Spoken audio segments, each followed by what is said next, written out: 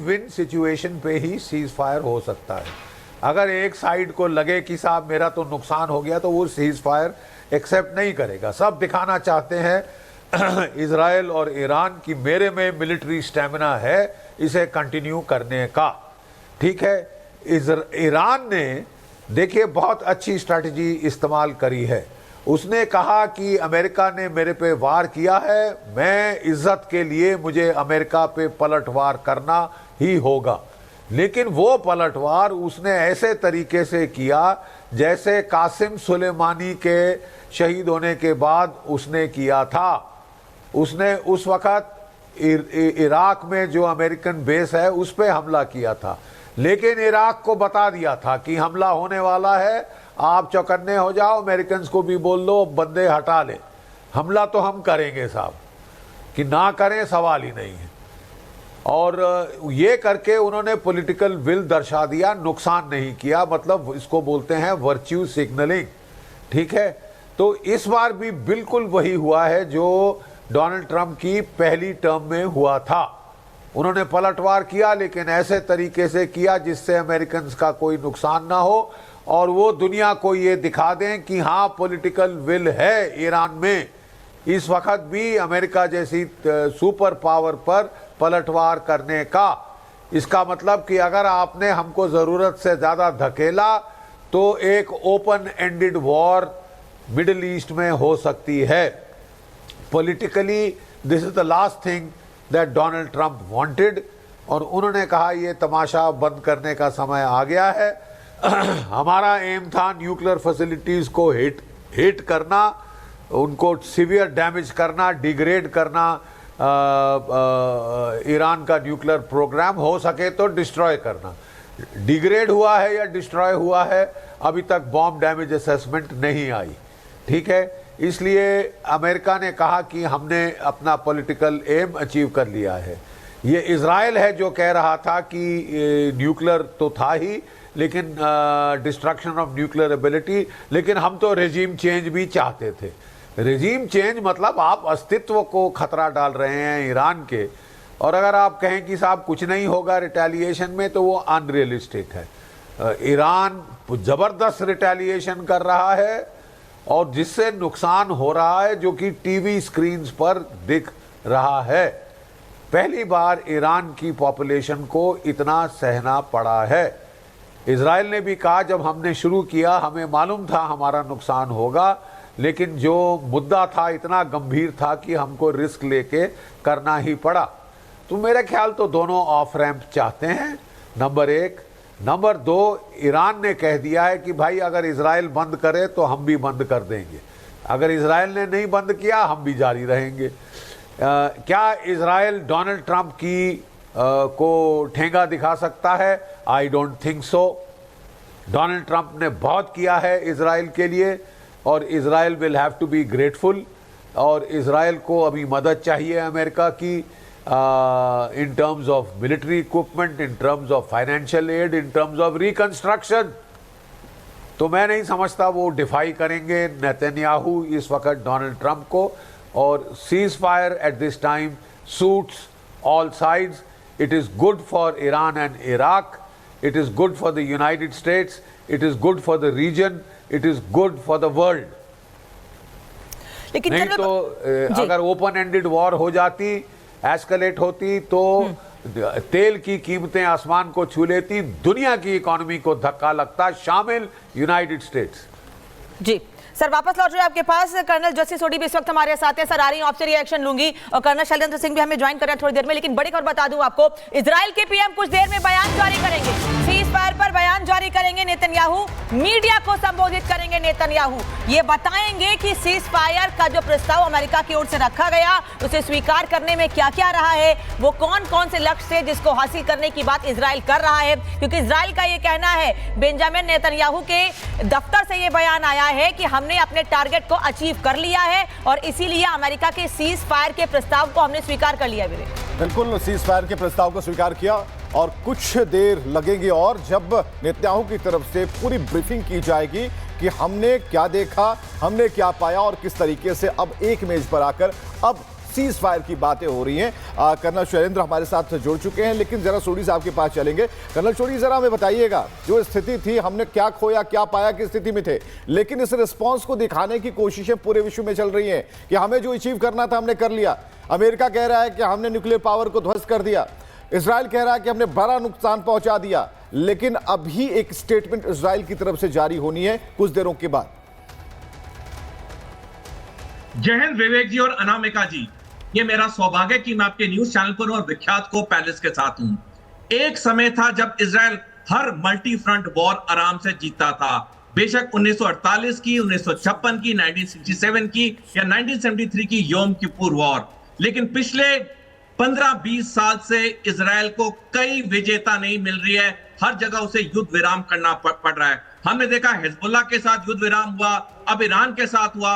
18 महीने से ज्यादा हो चुके हैं। एक छोटे से गाजा पट्टी जो महज 356 स्क्वायर किलोमीटर का एरिया है, उस पे नहीं इजराइल की सेना कब्जा कर पाई, जो कि एक वक्त पे दुनिया की महान सेना मानी जाती थी। इसका एक मुख्य कारण है, मुख्य कारण यह है विवेक जी कि इजराइल ने 2 बड़े रक्षा सुधार किए, जिसका नाम है गिडियोन मल्टी ईयर प्लान 2015 में और नूफा डिफेंस रिफॉर्म 2020 में।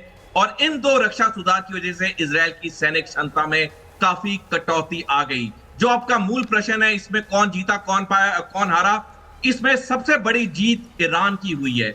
ईरान की इसलिए जीत हुई है क्योंकि पहला कारण है कि ऑर्गेनाइजेशन इस्लामिक कॉपरेशन में 57 देश हैं और एक अनकही लड़ाई हमेशा रही है पाकिस्तान, तुर्की, सऊदी अरेबिया और ईरान में कि इस्लामिक दुनिया का सरगना कौन है।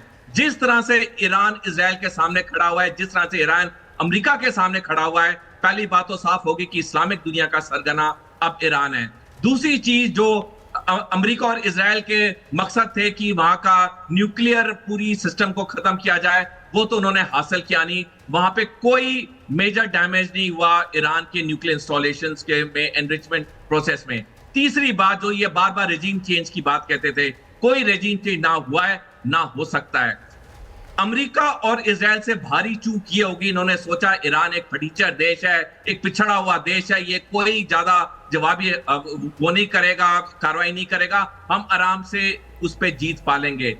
ये वो लोग भूल गए, ईरान वही देश है जो 5000 पुराना देश है, जिसे हम पर्शियन सिविलाइजेशन के नाम से जानते हैं। हमने देखा कैसे ईरान की पूरी आवाम खड़ी हो गई। अब वो कह रही है कर्नल सोडी वापस लौट रहे हैं आपके पास आ रहे हैं। कर्नल सिंह भी हमारे साथ स्टूडियो से हैं, लेकिन एक बड़ी खबर आपको बता दूं, इजराइल ने ईरान को धमकी दी है, सीज फायर तोड़ा तो कड़ा जवाब देंगे। इजराइल कह रहा है कि अगर ईरान ने अब सीज फायर तोड़ा तो कड़ा जवाब दिया जाएगा। यानी इजराइल इस बात को लेके मेंटली प्रिपेयर है कि हो सकता है इन फ्यूचर या आने वाले कुछ दिनों में ईरान की ओर से एक बार फिर से हमला किया जाए या पलटवार किया जाए। कर्नल सिंह, इसी को लेकर यह चेतावनी। अगर आप मुझे 10 सेकंड फालतू दें, अभी हम बातचीत कर रहे थे ना कि एक्चुअली ईरान ने क्या जीता या किसने कौन क्या पाया। वेल, अगर ईरान जीता है तो मुबारक हो ईरान, आपने अपनी पूरी की पूरी टॉप लीडरशिप खत्म करवा ली। आपके खमैनी भगते फिर रहे हैं, एक बंकर में है। अगर आपकी जीत है, आपको ये बहुत बहुत मुबारक हो। आपने अपना पूरा एयर डिफेंस सिस्टम तोड़वा लिया। मैं जीत और हार की नहीं बात कर रहा, मैं बात कर रहा हूँ किसने क्या पाया और क्या खोया। क्या खोया वो ना गिने, अगर इसी को आप जीत मानते हैं तो ईरान आपको बहुत बहुत मुबारक हो। आपको बहुत मुबारक हो, आपने एयरबेस के ऊपर अटैक किया, लेकिन आपने कतार को पहले से ही बता दिया, जिससे कि बात संभल जाए, रुके ना। आज जो आप कर रहा है ईरान, वो दिखाने की कोशिश कि चलिए जी सीज फायर ट्रंप ने डिक्लेयर कर दिया, लेकिन मैंने तो नहीं डिक्लेयर किया, मैं नहीं मानता, मत मानिए। लेकिन आप में है अभी भी जज्बा कि आप यूएस के ऊपर किसी भी तरह का एक और अटैक करेंगे। अगर है तो मैं देखता हूं आपके अंदर कितनी जीत है। इस समय लड़ाई हार और जीत की नहीं है, मेरा अपना आकलन है। अभी आप फिगर दिखा भी रहे थे, 1000 लोग मारे गए, ये मानवता की हार है, ये हर कंट्री की हार है जो इसके अंदर पड़ा हुआ है। यूएस की भी हार है। आपने ठीक है साइंस वो न्यूक्लियर इंस्टॉलेशन आपने तोड़ दिए, कोई बड़ी बात नहीं है, और वो फिर से बन जाएंगे, कौन सी वो है। ये जो लड़ाई है, ये लड़ाई अपने आप में न्यूक्लियर बॉम्ब अकेले की नहीं है, वो न्यूक्लियर बॉम्ब सिर्फ यूएस की है, क्योंकि यूएस को पता है कि ये न्यूक्लियर बॉम्ब अगर बनता है तो सिर्फ और सिर्फ यूएस और इजराइल के लिए बन रहा है और किसी के लिए नहीं बन रहा है। इजराइल को पता है कि अगर ये वॉर वो नहीं लड़ता है, वो सो कॉल्ड नहीं जीतता है, जो कि जीत पाना अपने आप में एक तरह से इम्पॉसिबल है, क्योंकि ये लड़ाई पिछले 30, 40, 50 साल से चल रही है। इनमें कौन जीता कौन हारा मुझे नहीं लगता हमें गिनती करनी चाहिए, बट एक आकलन ज़रूर किया जा सकता है। दिख रहा है कि इजराइल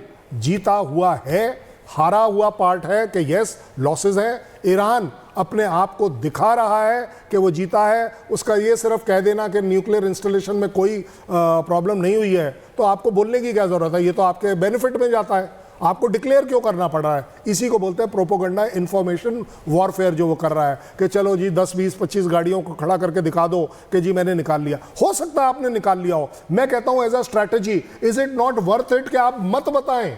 आपकी अगर 400 केजी यूरेनियम एनरिच वाली आप बचाकर निकाल कर ले गए हैं, ये तो आपके एडवांटेज में है। लेट यूएस बी हैप्पी कि वो वहीं जमीन के नीचे दबी हुई है, बट अपने आप में क्या ये बड़ा लॉस नहीं है कि वो कंप्लीट 3 जगह का साइंटिफिक न्यूक्लियर इंस्टॉलेशंस का जो इंफ्रास्ट्रक्चर है वो डिस्ट्रॉय हो गया।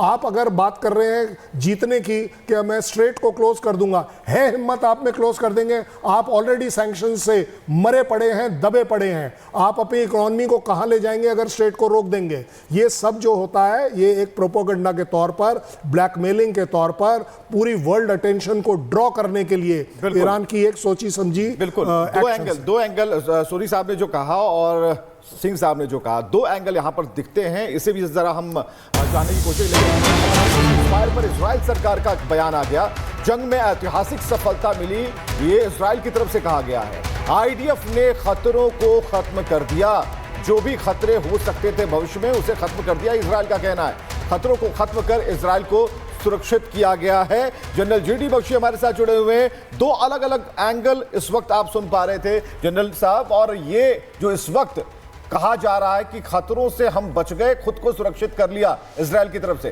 सर। देखिए, इजराइल ने एक बहुत सोची समझी सुनियोजित स्ट्रैटेजी के मुताबिक ये लड़ाई लड़ी है। 7 अक्टूबर को उसके ऊपर भीषण टेररिस्ट अटैक हुआ था, 1700 इजरायली शहीद हुए थे, ठीक है। और उसके पश्चात उसने पलटवार किया है, बड़ा भीषण एक्सटेंडेड। पहले हमास को घुटने टिकाए, फिर हिजबुल्लाह को घुटने टिकाए, फिर यूनाइटेड स्टेट्स के साथ मिलकर उसने हौती के भी घुटने टिका दिए हैं। अब जो है आर्म्स ऑफ द ऑक्टोपस वो हिट हो चुकी थी, धराशायी हो चुकी थी। अब रह गया था हेड ऑफ द ऑक्टोपस यानी ईरान, जो कि कंट्रोल कर रहा था इन सारों को, ठीक है, और जो न्यूक्लियर कैपेबिलिटी की तरफ जा रहा था।